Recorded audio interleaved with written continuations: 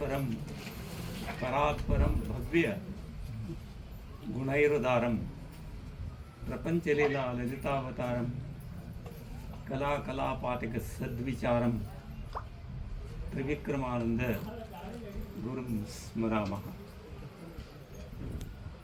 ನಿರಂತರಂ ಸನ್ನತಿ ಚಂದ್ರಲಾಂಬ ಪಾದಾಂಬುಜಧ್ಯಾನ ನಿಮಗ್ನಚಿತ್ತಂ ದಿಗಂತರ ವ್ಯಾಪ್ತ ವಿಶಾಲ ಕೀರ್ತಿಂ ಶ್ರೀಶಂಕರಾನಂದ ಗುರುಂ ಸ್ಮರಾಮಃ.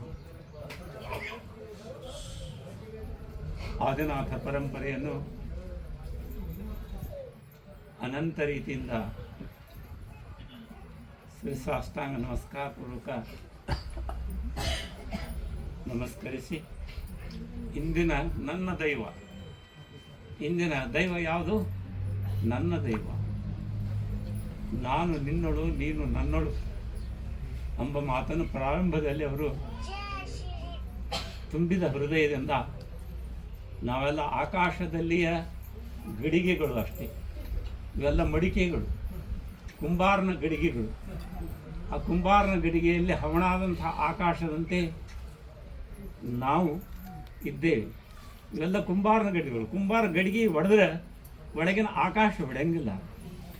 ಅದು ಅನಂತ, ಅಪಾರ, ಅನನ್ಯ, ಪರಿಪೂರ್ಣ, ಸತ್ಯ. ಎಷ್ಟು ಅದನ್ನು ವರ್ಣನಾ ಮಾಡಿದರೂ ಸಹಿತ ವರ್ಣನೆಗೆ ನಿಲುಕದೇ ಇರತಕ್ಕಂತಹದ್ದು. ಮಾತು ಮನಗಳಿಂದತ್ತ ಮೀರಿದ ಸಾತಿಶಯದ ನಿರುಪಾಧಿಕ ನಿರ್ಮಲ ಜ್ಯೋತಿ ಬೆಳಗುತ್ತಿದೆ ಶ್ರೀಮದ್ ನಿಜಗುಣರು ಹೇಳ್ತಾರೆ. ಆಗ ಅದನ್ನು ಅವರ್ಣನೀಯವಾದದ್ದನ್ನು ವಾಕ್ಯನಿಂದ ಹೇಳಲಿಕ್ಕೆ ಅಸಾಧ್ಯ. ನನ್ನವರೇ, ಹೃದಯದಲ್ಲಿರತಕ್ಕಂಥ, ಅಂತರದಲ್ಲಿರ್ತಕ್ಕಂಥ ಒಂದು ಪಾವಿತ್ರ್ಯವನ್ನು ಗಳಿಸಿಕೊಳ್ಳಿಕ್ಕೆ ನಾವು ಬಂದೇವೆ. ಜನ್ಮವನ್ನು ಕೊಟ್ಟಿದ್ದಾನ ಭಗವಂತ. ಇದು ಒಂದೇ ಜನ್ಮ ಅಲ್ಲ, ಅನಂತ ಜನ್ಮಗಳನ್ನು ದಾಟಿ ಬಂದೇವೆ. ನಾವು ಬೋರಾಳಾಗೀವಿ, ನೊಣ ಆಗೀವಿ, ಏನಾಗೀವಿ, ಆಕಳಾಗೀವಿ, ಎಲ್ಲ ಆಗಿ ಬಂದು ಕೊನೆಗೆ ಮನುಷ್ಯ ಜನ್ಮ ಪುಣ್ಯದಿಂದ ಇದು ಬಂದು ಅನಂತ ಯಾವ ನೆನಪಿಲ್ಲ ನಮಗೆ. ಅದು ಅನಂತ ಜನ್ಮಗಳು. ಈಗ ಬಂದದ ಈ ನರಜನ್ಮ. ಈ ನರಜನ್ಮ ಅಂತಕ್ಕಂಥದ್ದು ನರನಲ್ಲ, ಇವನು ನಾರಾಯಣನಿದ್ದಾನೆ ಅಂತಕ್ಕಂಥ ವಾಕು ಈಗ ನಮ್ಮ ಪಂಚಾಂಗಕರ್ತರಿಂದ ಕೇಳಿದೆ. ಇದು ಕೇವಲ ನರನಲ್ಲ, ನಾರಾಯಣ ಸ್ವರೂಪ.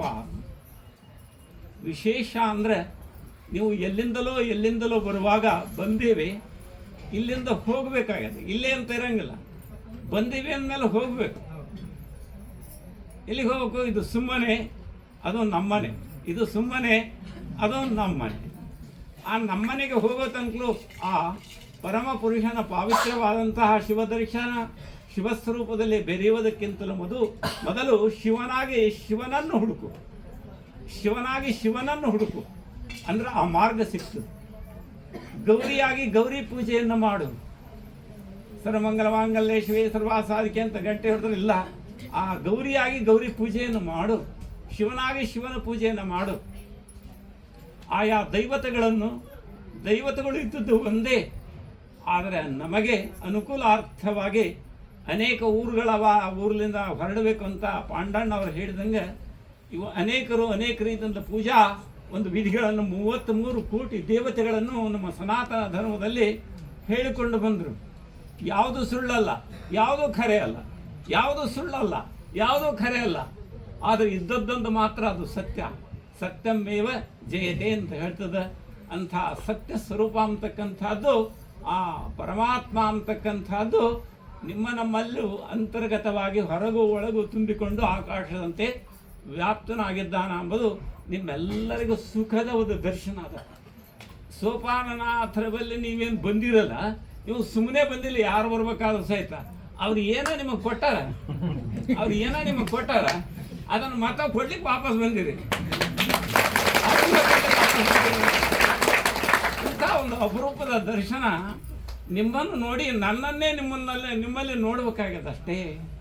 ನಿಮ್ಮನ್ನು ನೋಡಿ ನೀವು ಬರುವಾಗ, ಅಲ್ಲಿಂದ ಬರುವಾಗ, ಎಲ್ಲಿಂದಲೋ ಬರುವಾಗ, ಹೊಸಪೇಟೆನೇ ಅಂದರೆ, ಸುರಪುರ ಅಂದರೆ, ಎಲ್ಲೆಂದೋ ನೀವು ಬರುವಾಗ ಇಲ್ಲಿಗೆ ಹೋಗಬೇಕು ಅಂತ ಒಂದು ನಿರ್ಧಾರ ಇರ್ತದೆ.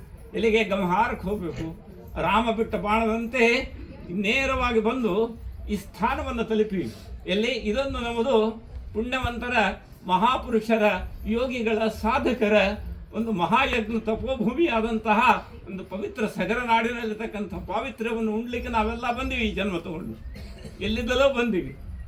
ಇಲ್ಲಿಂದ ನಾವು ಹೋಗಲೇಬೇಕಾ? ಬೊಂಬೈದಿಂದ ಬಂದವರಾದಾರ, ಸೋಲಾಪುರದಿಂದ ಬಂದವರಾದಾರ, ಮಹಾರಾಷ್ಟ್ರದ ಈ ಕಡೆ ಆಂಧ್ರದಿಂದ ಬಂದವರಾದಾರ, ಎಷ್ಟೋ ಮಂದಿ ಎಲ್ಲಿಂದೆಲ್ಲ ಬಂದಿರಿ. ನಿಮ್ಮೂರಿಗೆ ಹೋಗ್ಬೇಕೇನು ಇಲ್ಲೇ ಇರ್ಬೇಕಾ? ಗುರುಗಳ ಬಳಿ ಇಲ್ಲೇ ಇಟ್ಕೊಂಗಿಲ್ಲ ಅವರು. ಮತ್ತೆ ಹೋಗಿ ಬರ್ರಿ ಅಂತ ಟಾಟಾ ಬಾಯ್ ಬಾಯ್ ಮಾಡ್ತೀವಿ ನಾವೆಲ್ಲ. ಅಲ್ಲಿ ತನಕ ಕಾಯ್ಬೇಕಾಗಿದೆ ನೀವು ಬಾಯ್ ಬಾಯ್ ಮಾಡೋ ತನಕ. ಆದರೆ ನೀವೇನು ಅಲ್ಲಿಂದ ಬರುವಾಗ ನಿಮ್ಮ ಶರೀರ ತೊಗೊಂಡು ಬಂದಿರಲ್ಲ, ಶರೀರ ವಾಹನ ಎಲ್ಲ ತೊಗೊಂಡು ಬಂದಿರಲ್ಲ. ಬರುವಾಗ ಇಲ್ಲಿಗೆ ಮುಟ್ಟಬೇಕು ಮತ್ತು ಒಂದು ಗುರಿ ಇರ್ತದೆ, ವ್ಯವಹಾರಕ್ಕೆ ಮುಟ್ಟಬೇಕು ಎಂಬ ಗುರಿ ಇರ್ತದೆ. ನೀವು ಬರುವಾಗ ಸೋಪಾನಾಥರ ಭೇಟಿ ಆಗಬೇಕು, ಗುರುಗಳು ಭೇಟಿ ಆಗಬೇಕು, ತಿರುಪತಿ ಸ್ವಾಮಿಗಳು ಭೇಟಿ ಆಗಬೇಕು ಅಂತೇನು ಬಂದಿರಲ್ಲ. ಅಲ್ಲಿಂದ ಬರುವಾಗ ಯಾರಿದ್ರು? ಅಲ್ಲಿಂದ ಬರುವಾಗ ಯಾರಿದ್ರು ನಿಮ್ಮ ಸಂಗತ? ಅಲ್ಲಿಂದ ಆ ಊರ್ಲಿಂದ ಇಲ್ಲಿಗೆ ಬರೋದನ್ಕಲೇ ಯಾರಿದ್ರು ನಿಮ್ಮ ಸಂಗತ? ಅವ್ರು ಇದ್ರಲ್ಲ. ಯಾರನ್ನು ನೆನೆಸ್ತಿರೋ, ಯಾರು ನಿಮಗ ಪ್ರೀತಿಯಿಂದ ಆ ಭಗವಂತ ನಮಗ ಈ ಜನ್ಮವನ್ನು ಕೊಟ್ಟವನು ಅವನನ್ನು ನೆನೆಸ್ತೀರಿ. ಜನ್ಮ ಕೊಟ್ಟವನನ್ನು ನೆನೆಸ್ತಿರಲ್ಲ, ಅಪ್ಪನ ನೆನೆಸ್ತಿರಲ್ಲ. ಅವನು ನೆನೆಸ್ಕೊಂಡು ಬರುವಾಗ ನಿಮ್ಮಲ್ಲಿ ರೂಪನಾಮಗಳಲ್ಲಿ ಇರಲಿಲ್ಲ. ಬರುವಾಗ ನೀವು ಅಲ್ಲಿಂದ ಬರುವಾಗ ನಾಮರೂಪಗಳು ಇರಲಿಲ್ಲ. ಯಾವುದೋ ನಿಮ್ಮನ್ನು ಅಂಟಿಕೊಂಡು ಬಂದು ಈ ಜಾಗವನ್ನು ತಲುಪಿಸೋದು. ಇಲ್ಲಿ ಬಂದ ನಂತರ ಇಲ್ಲಿ ದರ್ಶನ ಆಗ್ತದೆ, ಪ್ರತ್ಯಕ್ಷ ದರ್ಶನ. ದರ್ಶನ ಇವ ಸಾಧವಾಹ, ಉತ್ತಮರ ದರ್ಶನ ಮಾಡಬೇಕು ಅಂತ ಹೇಳ್ತೀವಿ. ಆದರೆ ಅದನ್ನು ತಗೊಂಡು ಬಂದು ಇಲ್ಲಿ ದರ್ಶನ ಆಗಿದೆ. ಈ ಭೂತದೇಹ ಇದೇನು ಭೂತದೇಹ, ಇದು ಕೇವಲ ದೇವರಲ್ಲ. ಇದು ಒಳಗೂ ಹೊರಗೂ ತುಂಬಿದಂತಹ ಅರಿವಿನ ಒಂದು ಸ್ವರೂಪದ ಸಚ್ಚಿತ್ತಾನಂದ ನಿತ್ಯ ಪರಿಪೂರ್ಣ ಸ್ಥಿತಿಯದು.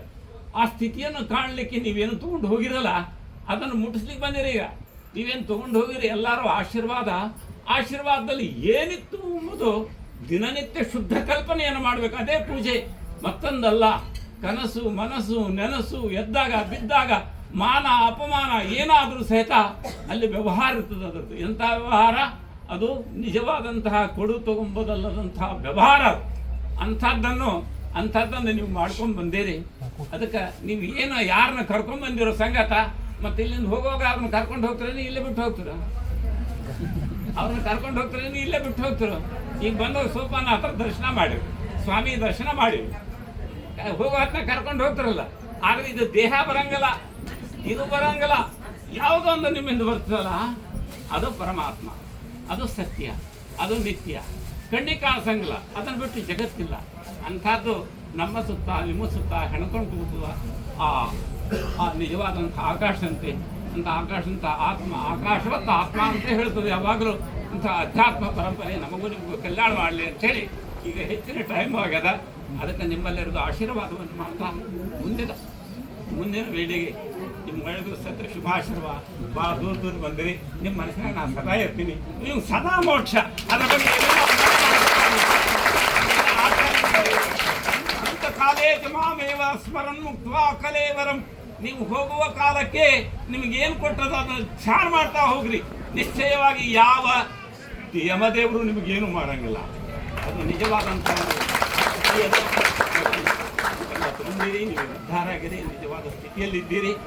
ಅದಕ್ಕೆ ನಿಮ್ಮಲ್ಲಿ ಆಶೀರ್ವಾದ ಮಾಡಿ ಮುಂದಿನ ಕಾರ್ಯಕ್ಕೆ ಎಣೆಯಾಗೋಣ. ಶುಭ ಆಶೀರ್ವಾದ, ಒಳ್ಳೆಯದಾಗಲಿ.